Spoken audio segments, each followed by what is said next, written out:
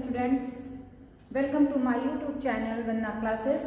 बच्चों, आज के कोर्स में जो मैं आपके लिए लेकर आई हूँ वो सामुदायिक कौशल में ही आगे का पार्ट है, जिसमें कल मैंने दो छोटी छोटी योजनाओं के नाम लिए थे और ये कई एग्जाम में पूछी जाने वाली योजनाएं हैं, इसलिए आज उस पर मैं 10 मिनट डिस्कस करूंगी और आपको बताऊंगी कि ये योजनाएं हैं क्या। जिसमें पहली एक योजना थी आपकी मध्याह्न भोजन योजना। ठीक है, कल मैंने इसको बताया था आपको, मतलब इसके पहले की क्लास में मैंने आपको बताया था मध्याह्न भोजन योजना कि ये योजना है क्या।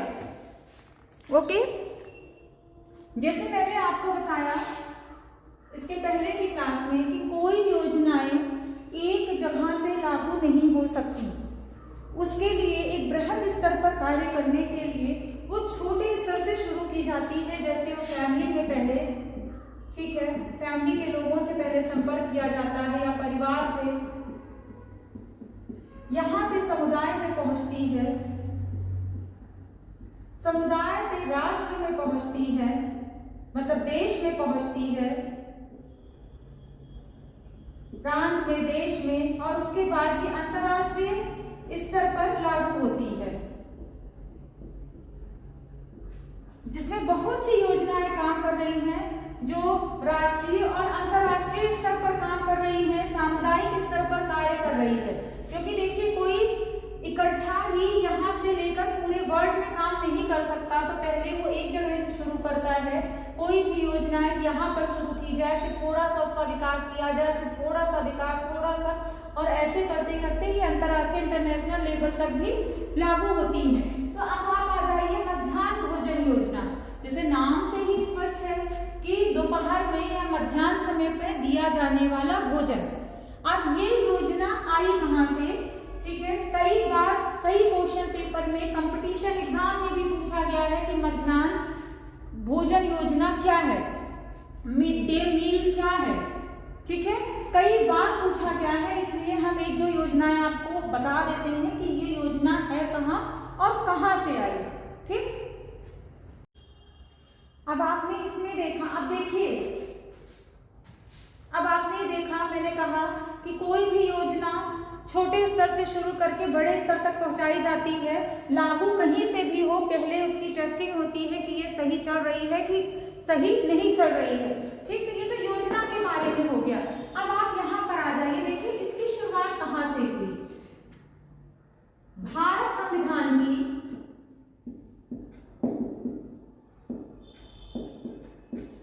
45वीं धारा, नोट कर लीजिए आप, 45वीं भारत संविधान की 45वीं धारा में राजनीति निर्देशक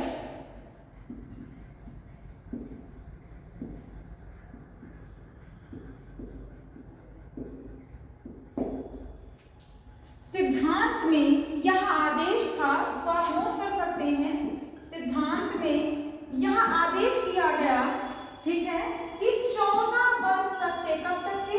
14 वर्ष तक के बच्चों को प्राथमिक शिक्षा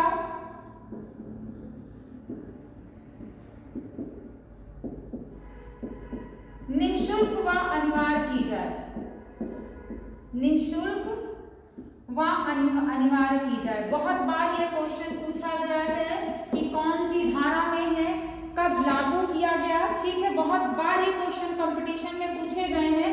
आप किताब उठाकर देखिए, आपको ये क्वेश्चन देखने को मिलेगा कि ये कब पूछा गया है। ठीक है, तो भारत संविधान की 45वीं धारा में राजनीतिक निर्देशक सिद्धांत में 14 वर्ष तक के बच्चों को प्राथमिक शिक्षा निःशुल्क व अनिवार्य कराए जाने की बात कही गई। अब देखिए, उसके बाद क्या हुआ? 1962-63 में राष्ट्रीय स्कूल स्वास्थ्य समिति द्वारा, किससे? राष्ट्रीय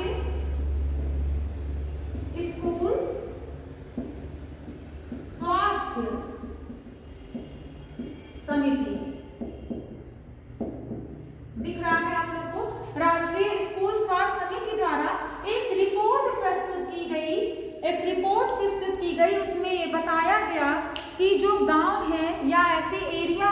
यहाँ की अधिकांश क्या बालिकाएं बिल्कुल पढ़ने आती ही नहीं है।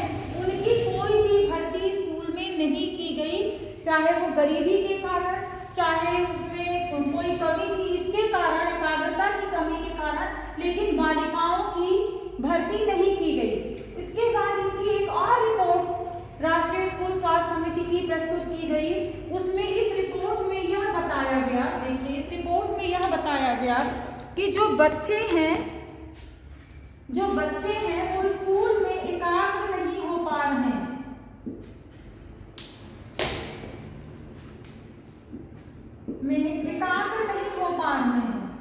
एकाग्र नहीं है, ठीक है। और कारण क्या बताया गया? कारण बताया गया गरीबी और भूख, कुपोषण, जिसके कारण हम कुपोषण का शिकार थे। किसका शिकार थे? कुपोषण का शिकार थे। आप देखिए इसको फिर से समझिए। राष्ट्रीय स्कूल स्वास्थ्य, ये तो भारत संविधान की 45वीं धारा में राजनीति निर्देशक सिद्धांत के अंतर्गत यह नियम लागू किया गया कि 14 वर्ष तक के बच्चों को प्राथमिक शिक्षा निःशुल्क व अनिवार्य कर दी जाए, ठीक। लेकिन उसके बाद ये आपका 45वीं धारा में हो गया, लेकिन क्या किया गया 1962-63 में यह एक रिपोर्ट लगाई गई जिसमें बताया गया कि पहली बार बालिकाओं का तो एडमिशन ही नहीं हो रहा है, ठीक। इसका सन नहीं मैंने लिखा है, इसको मेंशन कर लीजिए। 1960 तक, तभी 62-63 में आगे हुआ है। भारत संविधान की 45वीं धारा में राजनीति निर्देशक सिद्धांत ने 14 वर्ष तक के बच्चों की 1960 तक प्राथमिक शिक्षा निःशुल्क व अनिवार्य करने की मांग की, ठीक। लेकिन 1962-63 में एक रिपोर्ट लगाई गई राष्ट्रीय स्कूल स्वास्थ्य समिति द्वारा, जिसमें बताया गया कि स्कूल में बालिकाओं का अभाव और साथ में ही बच्चों में एकाग्रता की कमी दिखाई दी। वो पढ़ नहीं रहे थे, वो अपनी पढ़ाई पर फोकस नहीं कर रहे थे, वो ठीक से बैठ नहीं रहे थे, जिसका एक महत्वपूर्ण जो कारक निकल कर आया वो कुपोषण था। ओके, अब आगे नेक्स्ट टॉपिक पे हम चलते हैं। देखिए, जब इन समस्याओं को देखा गया तो केंद्रीय सरकार द्वारा, किसके द्वारा? केंद्रीय सरकार द्वारा एक ये प्रस्ताव रखा गया कि शिक्षा के साथ साथ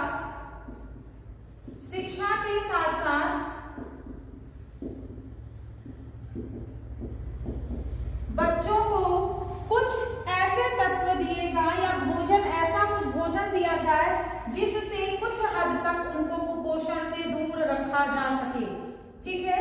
केंद्रीय सरकार द्वारा यह प्रस्ताव रखा गया, ठीक है।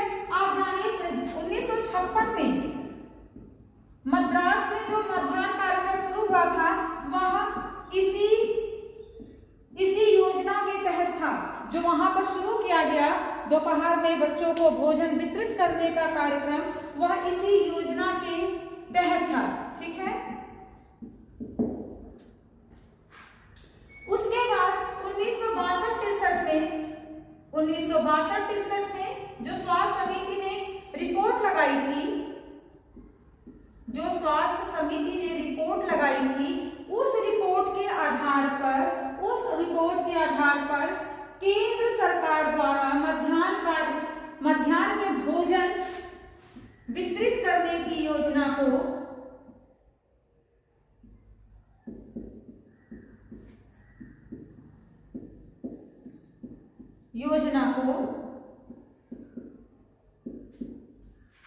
मंत्रालय में प्रयोजित किया गया। कहां प्रयोजित किया गया? 62-63 में जब इन समस्याओं को देखा गया, मंत्रालय में प्रयोजित किया गया, जिसमें यह रखा गया कि शिक्षा के स्तर को बढ़ाने के लिए या गरीबों को सही शिक्षा देने के लिए जो गरीब बच्चे शिक्षा ग्रहण कर रहे हैं उनको कुपोषण से कुछ हद तक दूर रखने के लिए उनको मिड डे मील मतलब दोपहर में भोजन की व्यवस्था कराई जाए। कहां पर? विद्यालय में। कहां पर? विद्यालयों में। ये केंद्रीय सरकार द्वारा इस योजना को मंत्रालय में 62-63 में प्रयोजित कर दिया गया। ओके, अब नेक्स्ट आगे देखिए, जो वो प्रयोजित कार्यक्रम था 1962-63 का, जो प्रयोजित कार्यक्रम था 1962-63 का, इसको तीसरी पंचवर्षीय योजना के बाद, ये साथ ही समझ लीजिए, तीसरी पंचवर्षीय योजना के साथ लागू किया गया। ठीक है, कब लागू किया गया? तीसरी पंचवर्षीय योजना के बाद इसको लागू कर दिया गया। कहाँ? हमारे देश में तीसरी पंचवर्षीय योजना के बाद। किसको? मध्याह्न भोजन कार्यक्रम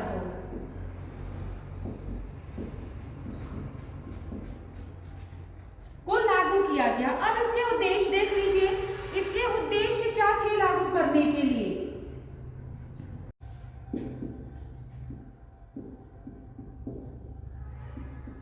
आर्थिक सामाजिक स्तर में सुधार।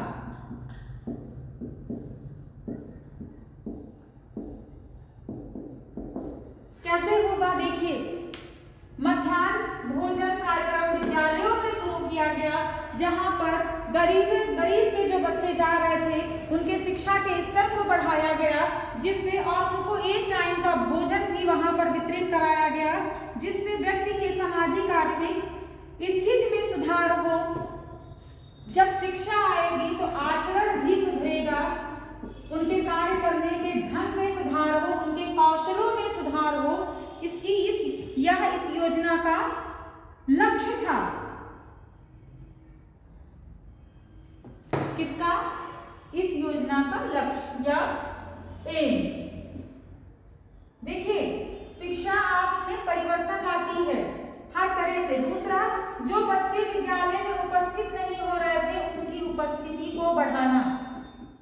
मैंने पहले ही बताया, गरीबी और कुपोषण के कारण बच्चे विद्यालय कम आ रहे थे, तो या वहां पर रहकर एकाग्र नहीं थे, तो उपस्थित बढ़ाना, एकाग्रता लाना, शिक्षण में एकाग्रता लाना।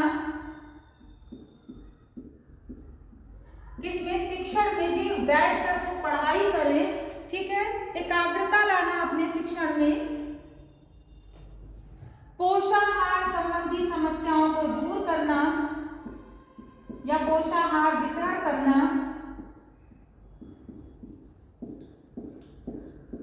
यह सब इस योजना के लक्ष्य थे। किसके? तीसरी पंचवर्षीय योजना में जो मध्याह्न भोजन कार्यक्रम लागू किया गया, उसका यह लक्ष्य था। और यह 1962-63 में जो प्रस्तावना भेजी गई थी उसके बाद लागू हुआ, और यह हमारे समाज के स्तर को सुधारने के लिए, कि गरीब हैं वो शिक्षा भी नहीं प्राप्त कर पा रहे हैं, वो भोजन भी सही से नहीं प्राप्त कर पा रहे हैं, तो उनके आर्थिक सामाजिक स्तर को, उनके चरित्र को, उनके आचरण को सुधारने के लिए यह नियम लागू किया गया। ओके, अब आगे नेक्स्ट टॉपिक पे चलिए। आप इसको नोट करना चाहें तो नोट कर सकते हैं। अब नेक्स्ट टॉपिक पर आइए। देखिए, सर्वप्रथम यह योजना 6 से 11 वर्ष तक के बच्चों पर लागू की गई, और यह विचार किया गया कि अगर यह सही चलती है, सही होती है, तो आगे भी इसके बारे में सोचा जाएगा। ठीक है, आगे भी विचारणीय है। उसके बाद क्या हुआ? 6 से 11 वर्ष के बच्चों के लिए तो यह योजना सोची गई, लेकिन उसके बाद 1966-67 के करीब ऐसी समस्याएं कुछ उत्पन्न हुई, कुछ ऐसी समस्याएं उत्पन्न हुई। क्या हो गया? जैसे भयंकर सूखा पड़ जाना, ये सब ऐसी समस्याएं हैं। ठीक है, भयंकर सूखा है, बाढ़ है, ऐसी चीजें, जिसमें क्या हुआ कि इस योजना को 2 से 5 वर्ष के लिए भी लागू किया गया, कि इनको भी पोषाहार का वितरण कराया जाए, कुछ एरिया को छोड़कर यह लागू की गई। असम, बिहार, जम्मू कश्मीर, मेघालय, ऐसे कुछ क्षेत्र थे जहां को छोड़कर यह योजना लागू कर दी गई। लेकिन 1967-68 में यह सभी जगह लागू कर दी गई। ठीक है, हम इसीलिए किनारे हो जा रहे हैं, अगर आपको लिखना है तो आप नोट कर सकते हैं। 1967 और 68 में यह प्रत्येक जगह पर लागू की गई। ठीक, अब इसमें 2 से 5 वर्ष और 6 से 11 वर्ष तक के बच्चों को इस योजना में शामिल किया गया, जिसमें उनको पोषाहार का वितरण, उसमें खाने का वितरण, यह सब चीजों को भी शामिल किया गया। ओके, अब आप देखिए मिड डे मील है क्या, कैसे वितरित होता है।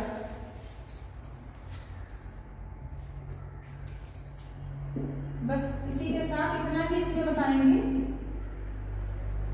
कि मेन चीज मैंने बता दी।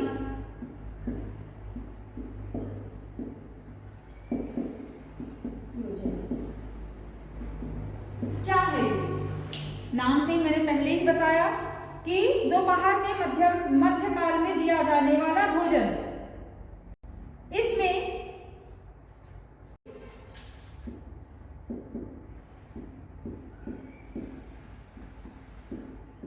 एक वर्ष तक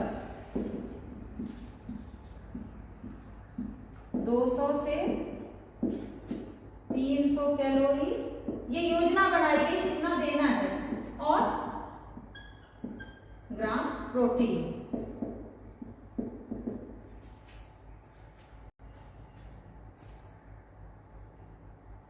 इसमें 6 महीने से 1 वर्ष तक के बच्चों को 200 से 300 कैलोरियां तथा 1 ग्राम प्रोटीन प्रतिदिन दोपहर में देने की योजना बनाई गई। प्रतिदिन, ये प्रतिदिन की है। कब की है? प्रतिदिन। ठीक है, जो बच्चा 6 माह का, क्योंकि ये बताया गया है कि पूरा का आहार 6 माह के बाद ही देने होते हैं, 6 माह का हो गया है, ठीक, उसके लिए यह योजना बताई गई। 1 वर्ष से 6 वर्ष तक 250 कैलोरी से 350 कैलोरी और 10 ग्राम प्रोटीन प्रतिदिन। यहाँ प्रतिदिन की योजनाएं हैं। अब 6 वर्ष से आगे आ जाइए, 6 वर्ष से 11 वर्ष तक,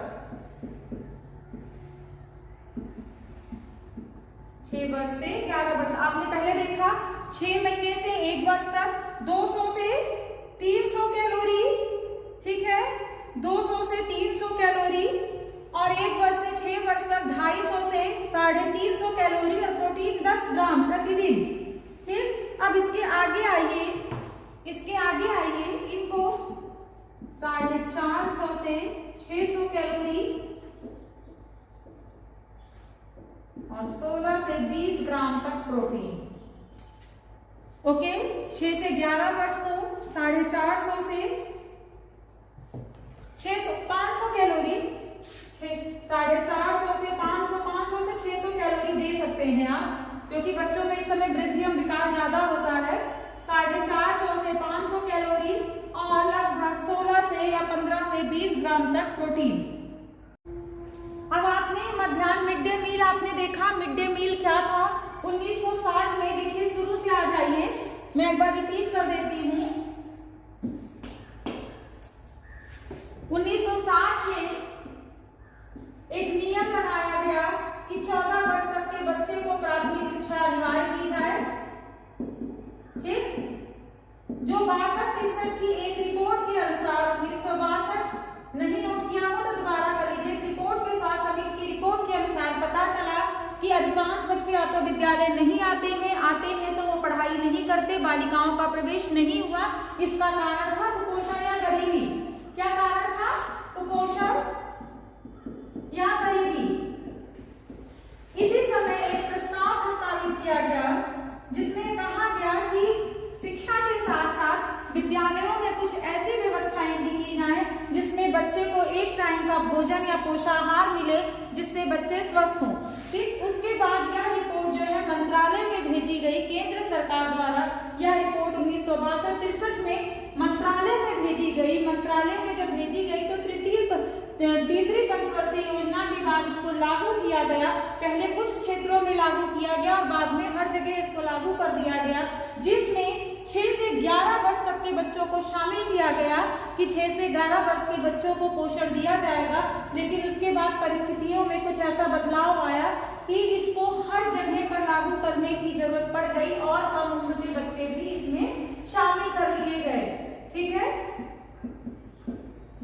और कम उम्र के बच्चे भी इस योजना के तहत शामिल कर लिए गए, जिसमें आप देखिए 6 महीने से 1 वर्ष तक के बच्चे को 200 से 300 कैलोरी प्रतिदिन और 10 ग्राम प्रोटीन का वितरण करने की योजना लाई गई। 1 वर्ष से 6 वर्ष तक 250 से 350 कैलोरी और 10 ग्राम प्रोटीन, और 6 वर्ष तक से 11 वर्ष तक के बच्चे को 450 से 500 कैलोरी और 16 से 20 ग्राम प्रोटीन की योजना को लाया गया। ये आपकी मिड डे मील थी जो आज भी विद्यालयों में चल रही है। मध्याह्न भोजन कार्यक्रम के अंतर्गत एक चार्ट वहां पर लगा दिया जाता है कि इस तहत कैसे। अब एक दूसरी योजना पर आप आ जाइए। Hello, good afternoon students, welcome to my YouTube channel Vandana classes. आज मैं आपको जो पढ़ा रही हूँ वो दूसरी योजना है, समेकित बाल सेवा योजना। अब आप नेक्स्ट टॉपिक पर आ जाइए, समेकित बाल सेवा योजना। ये समझ लीजिए हमारे देश के बच्चों के लिए एक वरदान योजना है। कैसी योजना है? वरदान है। किसके लिए? बच्चों के लिए। कैसे?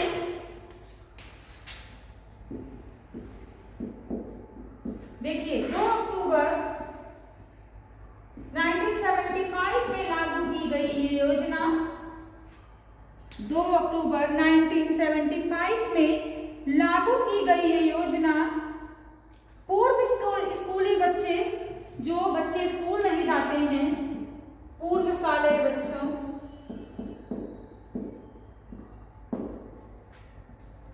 माताओं, अब वो चाहे गर्भवती हो चाहे वह दुग्ध पान कराने वाली हो, उनके लिए यह एक वरदान साबित हुई यह योजना। क्यों? क्योंकि इसका कार्य क्या था? देखिए, इसका कार्य क्या था? गर्भवती की स्थिति में सुधार,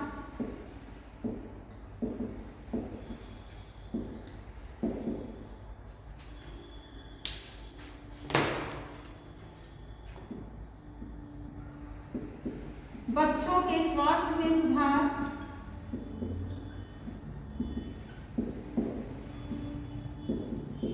अभी गर्भवती हो या दुग्ध पान कराने वाली हो, दोनों के लिए है ये योजना।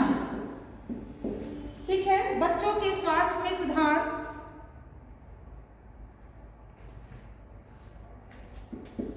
बाल विकास में सहायता, मतलब बच्चे के विकास में सहायक है,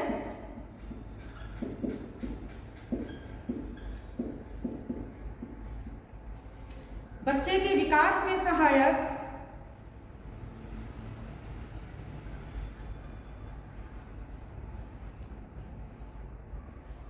और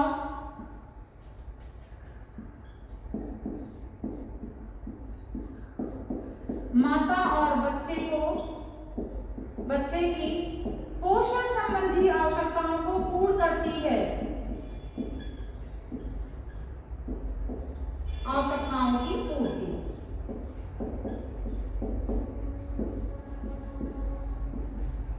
क्या है ये? समेकित बाल सेवा योजना के अंतर्गत है। 2 अक्टूबर 1975 में लागू की गई ये योजना माताओं और पूर्व शालेय बच्चे जो विद्यालय नहीं जाते हैं, उन बच्चों के लिए यह वरदान साबित हुई यह योजना। क्यों? क्योंकि इस योजना के तहत जो था वो गर्भवती, दुग्ध पान कराने वाली स्त्री, जो बच्चे फीड कर रहे हैं, वो जो बच्चे पूरक आहार लेने लायक हो गए हैं, मतलब 6 से 5 वर्ष तक के बच्चे, 6 साल तक के बच्चे, उनकी पोषण संबंधी जितनी आवश्यकता है, उनमें कैसे संक्रमण हो रहे हैं, वो न्यून भार से ग्रसित है, उनमें कैसी समस्याएं हैं, गर्भवती में कैसी समस्याएं हैं, मतलब कैसी बीमारी है, वजन कम है, एनीमिया है, इन सब की जानकारी इस योजना के तहत गांव-गांव या कैंप लगाकर बताई गई और इसके लिए केंद्र निर्धारित किए गए जिससे स्थिति में सुधार लाया जा सके। तो आपको पता है ये वरदान ही हुई, जहां पर मातृ मृत्यु दर इतनी ज्यादा थी, बाल मृत्यु दर इतनी ज्यादा थी, न्यून भार से बच्चे जो है, जिसको मैंने भी कल भी इससे पहले भी क्लास में बताया था, LBW न्यून भार, इन सबकी समस्या को देखने के लिए ही ये योजना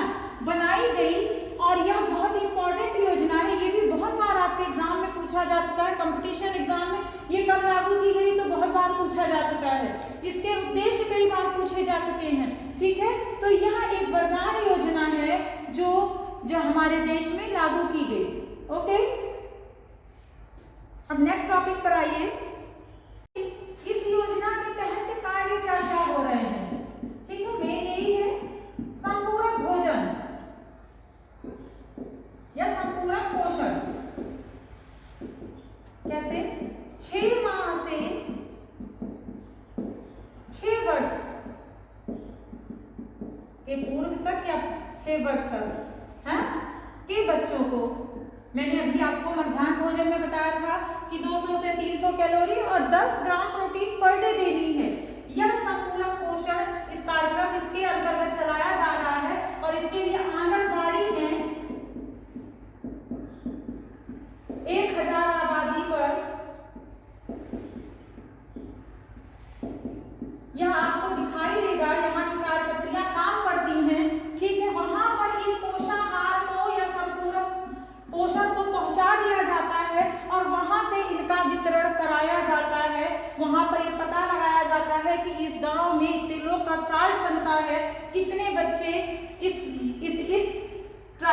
जो है एरिया में आते हैं जो 6 माह से 6 वर्ष तक के हैं और उनकी रिपोर्ट भेजी जाती है और उनका संपूरक आहार उनके सेंटर पर पहुंचा दिया जाता है जहां से उनका वितरण कराया जाता है। ठीक है, यह पोषण इन्हीं के लिए नहीं है, माताओं के लिए भी है। जब वो गर्भवती है उनको भी पूरक आहार या संपूरक आहार दिया जाता है, या जब तक उनका बच्चा दुग्ध पान करता है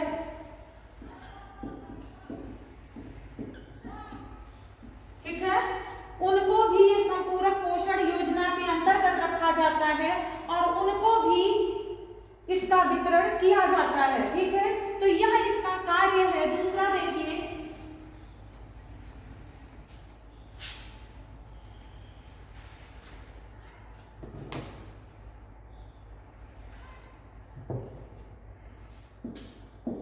रोग क्षमीकरण। ये क्या होता है? नाम से ही देख लीजिए इसको, ऐसा नहीं है कि स्पष्ट नहीं हो रहा है, नाम से ही देख लीजिए क्या है।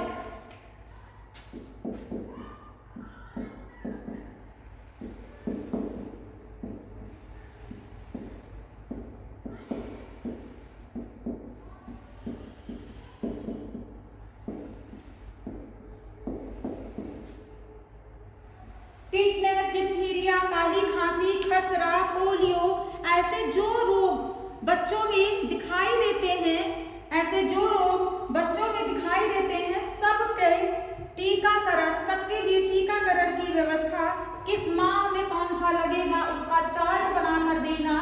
ठीक है, वही जब गर्भावस्था में ही पता चल गया कि कोई गर्भवती है, ठीक, तो उसकी प्रसव के बाद उसको या प्रसव में जब तक वो गर्भावस्था में उसको भी टिटनेस के 2 इंजेक्शन लगने हैं, ये भी इसी के अंतर्गत है। उसके बाद बच्चों में कौन कौन सा इंजेक्शन लगना है जिससे वह संक्रमण से दूर रखे, वह भी इसी कार्यक्रम के अंतर्गत है, जिसमें उसके चार्ट पर यह लिख दिया जाता है कि किस माह में बच्चे को कौन सा टीकाकरण लगेगा। इसी को रोग क्षमीकरण कहते हैं। ठीक है, यह भी इसी योजना के अंतर्गत आता है। ओके, अब तीसरा देख लीजिए।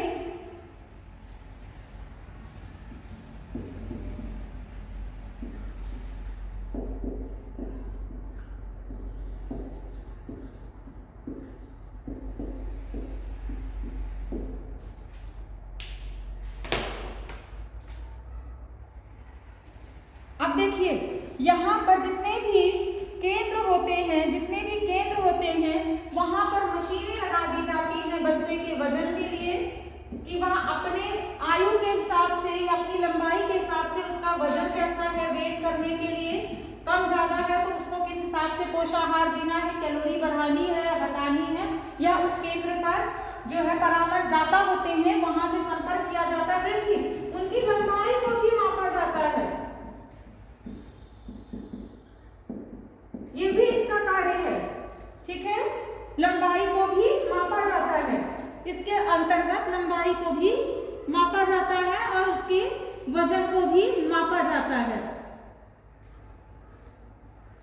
स्वास्थ्य जांच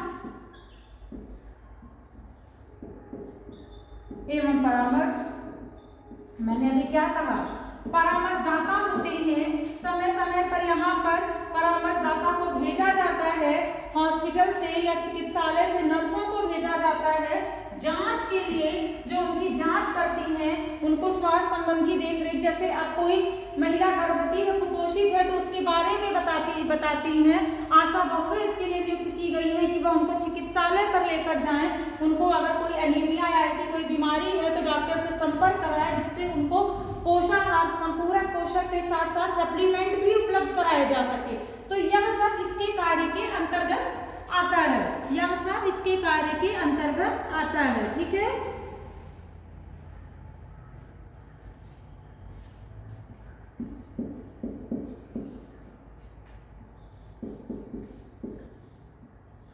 अनौपचारिक शिक्षा, ये सब इसके अंतर्गत है। इसमें शिक्षक, अनौपचारिक शिक्षा क्या होती है, जिसके लिए कोई संस्था, कोई ऐसे क्षेत्र निर्धारित नहीं है कि जहां पर आपको जाकर बैठकर या ऐसी शिक्षा देनी है।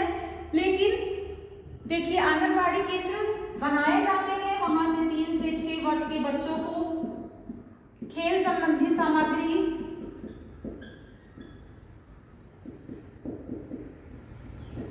पोषाहार यहाँ भी होता है। ठीक है, और उसके साथ साथ उनको शिक्षा भी दी जाती है, प्रकृति के साथ शिक्षा की भी व्यवस्था है। ठीक है, ये बच्चों के लिए शिक्षा की भी व्यवस्था की जाती है, उनको बताया जाता है, पढ़ाया जाता है, या यहाँ पर ये केंद्र निर्धारित होते हैं, यह अनौपचारिक शिक्षा के अंतर्गत आती है। साथ साथ अगर कोई समस्या है पोषण संबंधी या गर्भावस्था के बारे में पूरी जानकारी नहीं है या समस्याओं के बारे में, तो उसके लिए माताओं को भी शिक्षित किया जाता है या महिलाओं को शिक्षण। ओके, समझ में आया? नोट कर लीजिए आप लोग, इसको नोट कर लीजिए।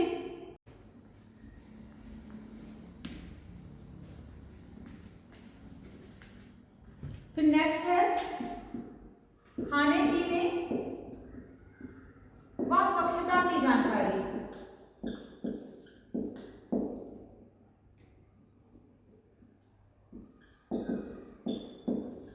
ये कैसे दी जाती है?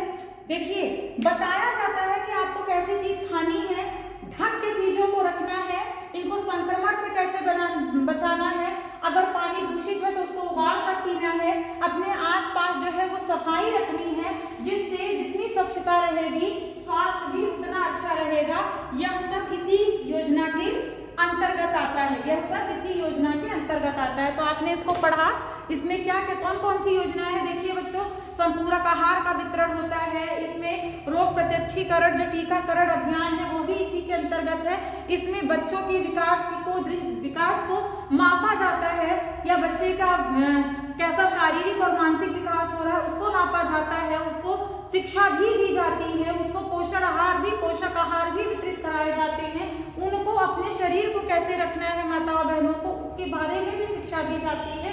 तो समेकित बाल सेवा योजना का कार्यक्रम बहुत ही लंबा और विस्तृत है, जिससे आप देखिए इस योजना के तहत ऐसा हुआ कि जो मातृ मृत्यु दर और शिशु मृत्यु दर बहुत ज्यादा थी, न्यून भार के बच्चे पैदा हो रहे थे या पैदा होने के बाद भी कुपोषित रहते थे, उनकी संख्या काफी हद तक कम हुई है। जैसे आप देखिए, पोलियो रोग बहुत ही कम दिखाई देता है, ऐसे बहुत से ऐसे रोग थे जो लगातार महामारी के रूप में पनपते थे, लेकिन अगर पैदा होने के तुरंत बाद वो टीकाकरण करा दिया जाता है तो वह रोग अगर होते भी हैं तो बहुत छोटी मात्रा में ऐसे होंगे और उसका बहुत गहरा प्रभाव शरीर पर नहीं होता है और स्वास्थ्य पर कोई हानिकारक प्रभाव नहीं पड़ता।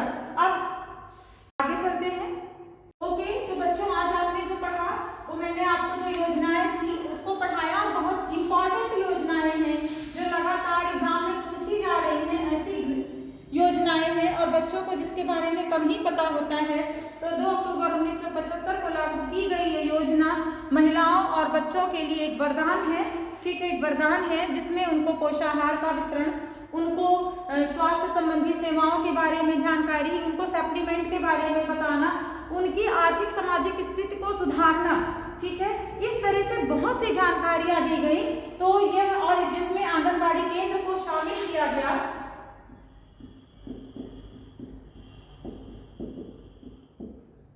ठीक है, और इसी के अंतर्गत ये सारे कार्य जो है वो संपन्न कराए गए। आई थिंक आपको समझ में आया होगा। समझ में आया है, पढ़ते रहिए। मैंने जो भी दोनों योजनाएं पढ़ाई वो बहुत ही इंपॉर्टेंट है और इसको पढ़िए। ये आपके कोई भी ऐसा एग्जाम नहीं है मुझे लग रहा है जिसमें ये योजनाएं पूछी नहीं गई हैं। Okay, thank you so much. अगर आपको समझ में आया तो पढ़ते रहिए, लाइक करिए, शेयर करिए अपने दोस्तों के साथ। Thank you.